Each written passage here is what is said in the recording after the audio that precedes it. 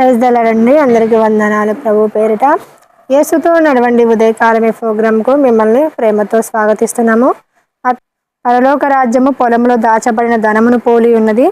ఒక మనుషుడు దాన్ని కనుగొని దాచిపెట్టి అది దొరికిన సంతోషంతో వెళ్ళి తనకు కలిగినదంతయు అమ్మి ఆ పొలమును కొనును. పరలోక రాజ్యము మరి ఉన్న సాదృశ్యాన్ని ఉపమానంగా వివరించడం జరిగింది.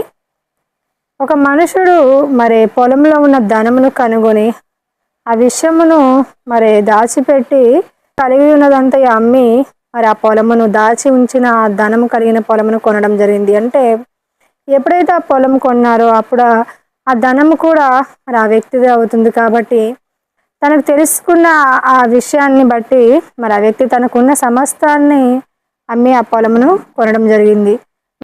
అలాగే మనము కూడా దేవుని దృష్టిలో విలువైన వారం కాబట్టి ఆ విషయాన్ని తెలుసుకున్న ప్రభువు నిన్ను నన్ను మరి తన విలువైన రక్తం చేత కొనడం జరిగింది.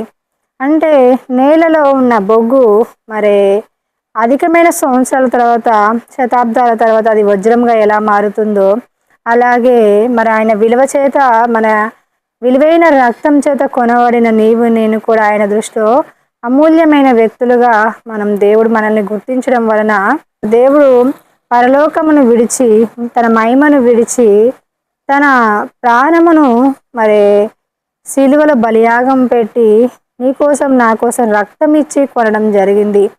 మరి నీవు నేను మరి జీవిత యాత్రలో ప్రభువుని తెలుసుకొని రక్షించబడ్డ తర్వాత ముందుకు వెళ్తున్న కొద్దీ శ్రమలలో మనం వెళ్తున్నప్పుడు అనిపిస్తుంది మనము మరి వట్టి వారమని, మరి మట్టి వారం ఎందుకు పనికిరాని వారమని మనల్ని మనం తక్కువ చేసుకుంటూ మన వల్ల మరి ఏమీ ఎవరికి ఉపయోగం లేదని కృంగిపోయే స్థితిలో ఉంటాము. శ్రమలు మన చుట్టూ ఆవరించినప్పుడు మరి దేవుడు అంటున్నారు, ఎవరైనా కృంగిన స్థితిలో ఉంటే దేవుడు అంటున్నారు, మీరు విలువైన వారు కాబట్టి నా స్వరక్తమునిచ్చి మిమ్మల్ని నేను కొన్నాను అని దేవుడు చెప్పడం జరుగుతుంది. కాబట్టి ప్రియా దేవుని జనాంగమ్మ, మీరు ఈ లోక దృష్టిలో మరి తక్కువవారు కావచ్చు, అజ్ఞానులు కావచ్చు, మరి ఇంకా నిస్సహాయుతులు కావచ్చు, ఇంకా ఏమీ సాధించలేని వారి కావచ్చు. కానీ దేవుడి దృష్టిలో చాలా విలువైన వారిగా దేవుడు గుర్తించాడు. కాబట్టి ఉదయకాల సమయంలో దేవుడు అంటున్నారు, కృంగిన స్థితిలో మరి ఉదయకాలమే ఉంటే దేవుడు అంటున్నారు, ఈ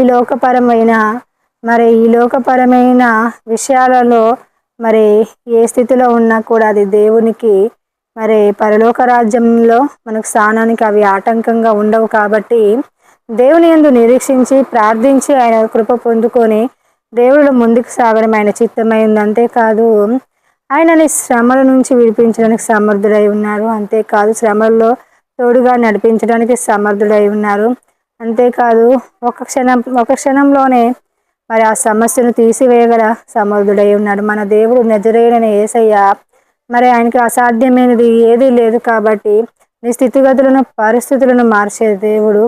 కాబట్టి కృంగిన స్థితిని ఉంటే మరి ఉదయకాల సమయంలోనే మరి దేవుడి దృష్టిలో విలువైన వారిగా ఉన్న మీరు కృంగిపోకుండా దేవుని యందు సంతోషిస్తూ ఆయన యందు నిరీక్షిస్తూ ముందుకు సాగుతూ మరి పరలోక రాజ్య విస్తీర్ణలో దేవుడు మరి మీకు ఏమైనా తలాంతులు ఇస్తే అవి వాడుకుంటూ మరి ఆయన రాజ్య విస్తీర్ణలో ఆయన జ్ఞానం పొందుకుంటూ ముందుకు సాగడం దేవుడి చిత్తమైంది. వాక్యం మీ వెనుకలో దీవించబడును గాక. ఆమేన్.